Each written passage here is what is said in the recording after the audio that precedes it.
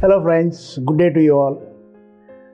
In this video, we are going to see what is meant by policy exclusions with respect to health insurance policy.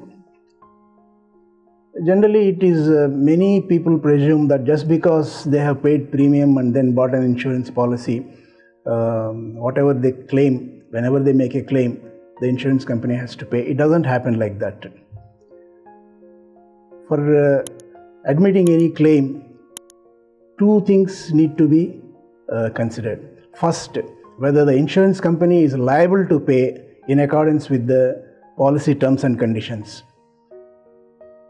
Payment will happen only when the insurance company is liable to pay.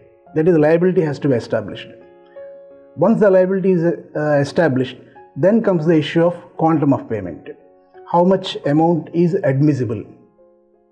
So these two things are very important to understand, because generally, it leads to a kind of heartburn when the claim is denied or full claim is not settled by the insurance company.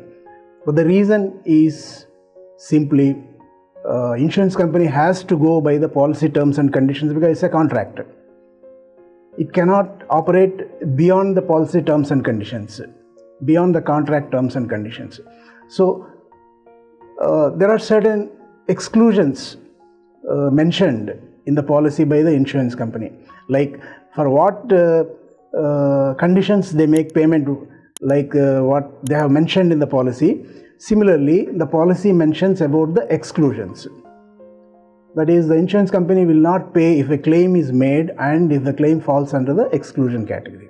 Okay? And these exclusions are given as standard permanent exclusions and specific permanent exclusions.